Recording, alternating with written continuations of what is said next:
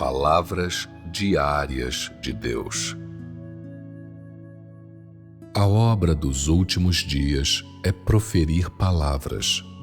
Grandes mudanças podem ser efetuadas no homem por meio das palavras. As mudanças ora efetuadas nessas pessoas, na aceitação dessas palavras, são muito maiores do que as efetuadas nas pessoas na aceitação dos sinais e maravilhas da Era da Graça. Pois, na Era da Graça, os demônios eram expulsos do homem com a imposição das mãos e pela oração, mas os caracteres corruptos dentro do homem ainda permaneciam. O homem foi curado de sua doença e teve seus pecados perdoados. Mas quanto a como exatamente o homem seria purificado dos caracteres satânicos corruptos dentro dele, essa obra ainda estava por ser feita. O homem foi apenas salvo e teve seus pecados perdoados por sua fé.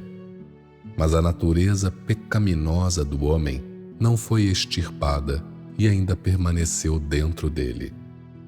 Os pecados do homem foram perdoados por meio da agência do Deus encarnado. Mas isso não significa que o homem não tenha mais pecado dentro de si. Os pecados do homem podiam ser perdoados através da oferta pelo pecado.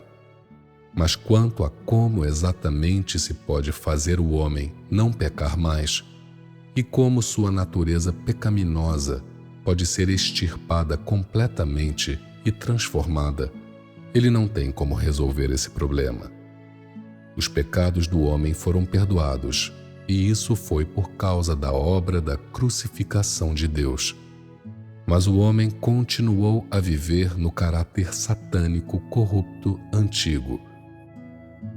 Sendo assim, o homem deve ser completamente salvo de seu caráter satânico corrupto, para que a natureza pecaminosa do homem seja completamente extirpada para nunca mais se desenvolver, permitindo assim que o caráter do homem seja transformado. Isso requer que o homem entenda a senda do crescimento na vida, entenda o caminho da vida e entenda o caminho para mudar seu caráter. Além disso, requer que o homem haja de acordo com essa senda, para que o caráter do homem possa ser mudado paulatinamente e que ele possa viver sob o brilho da luz, para que tudo o que ele faça esteja de acordo com a vontade de Deus, para que ele possa eliminar o seu caráter satânico corrupto e para que possa libertar-se da influência das trevas de Satanás, emergindo assim completamente do pecado. Só então o homem receberá a salvação completa. Quando Jesus estava fazendo sua obra, o conhecimento do homem sobre ele ainda era vago e obscuro.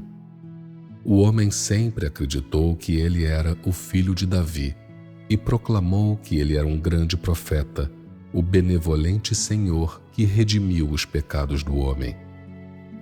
Alguns, na força de sua fé, foram curados só por tocar a borda de suas vestes. O cego podia enxergar e até mesmo os mortos podiam ser trazidos de volta à vida. No entanto, o homem era incapaz de descobrir o caráter satânico corrupto profundamente enraizado dentro de si mesmo, nem sabia como eliminá-lo. O homem recebeu muita graça, tal como a paz e a felicidade da carne, a fé de um membro trazendo a bênção para toda uma família, a cura de doenças e assim por diante. O restante foram as boas ações do homem e sua aparência piedosa.